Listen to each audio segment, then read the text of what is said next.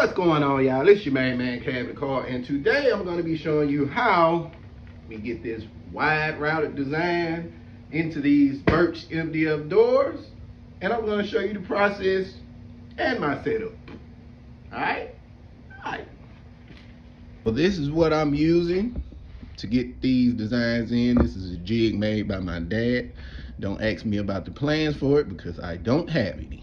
That is a DeWalt plunge router that we got set up to where we can put the vacuum to it. Reason being is these give off a lot of dust when you do this wide router design, and it gets messy. So that's the setup. Let's get into how this thing is done. Now I do want to share something with y'all and give y'all a piece of information about this setup. Now this is a setup that my dad had going on, and he actually had this made for this. You can't buy that. And I also want to tell you something about this blade, if I can get it down so you can see it. I don't know if y'all will be able to see that. Okay. But they actually call this a knife.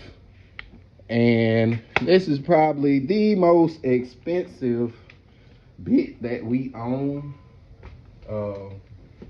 That thing actually cost about $2,000, and it was specifically designed for this design, and it's made out of some kind of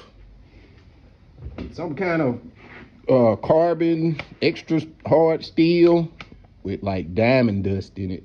So you can't buy that at the store. And can you imagine paying $2,000 for that? Fun fact, woodworking is expensive. Now I'm gonna let you know about how this works out. Pretty much it's just like any other jig that slides and conforms to the shape and size of the door. Now on this jig, I have to do a little something where I have to put a nail or some brad nails down underneath it to lift it up so that the router can easily slide across it. I've already done that, so I've already got it set up like I want it. So I'm just gonna show you guys me actually routing it out. Now the thing about doing this design, you actually can't just plunge it all the way down and route it out. That's why we're using the plunge router.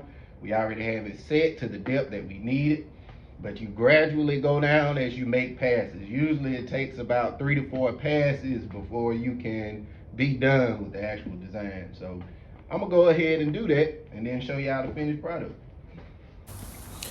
All right, at this point you'll see me going around. What I'm doing is I'm just testing it, making sure that the jig isn't unlevel and that everything will flow correctly once I start to cut this out. I'll be turning this on, dropping it down for my first pass, which is what I'm doing now. Now that I have my first pass completed, I will be dropping it down just a little bit more into the groove to make my next pass. Now what you're gonna see me doing here is making the rest of my passes. Like I said, it usually takes 3 or 4, but what I do is I usually go back around it after I've made the last pass just to clean it up and be sure everything's kosher. All right, now we have the routed design where we want it. These doors are also going to be shaped on the edges. So pretty much that's how we do it here. If you do it different, let me know. I know a CNC would be much easier, but this is what we have, so we work with what we got until we can get what we want, right? And that's all I have for y'all today. Just wanted to show the process for how we get this wide routed design in these doors here in the chop shop. Y'all be blessed, safe, and productive. It's your main man, Cabinet Car, baby. Let's get it. It's Cabinet Car, baby.